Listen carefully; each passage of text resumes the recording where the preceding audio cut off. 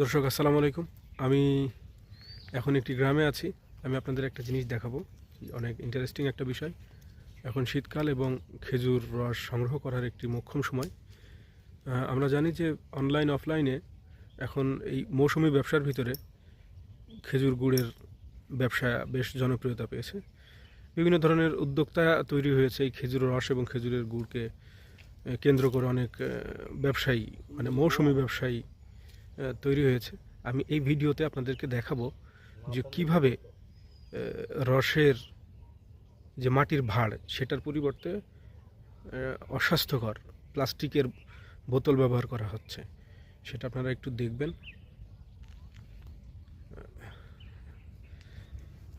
দেখুন,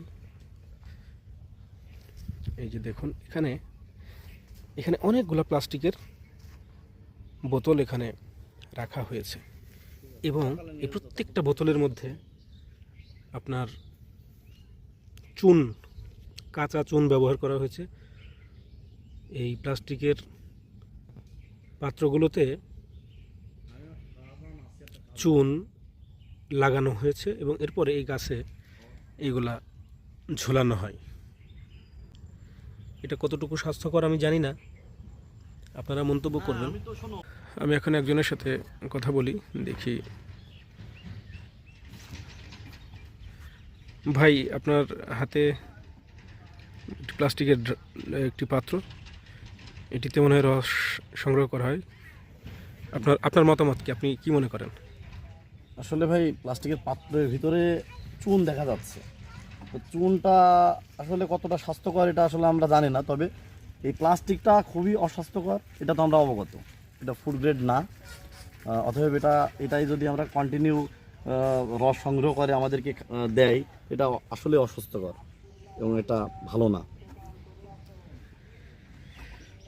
তো ধন্যবাদ আপনাকে।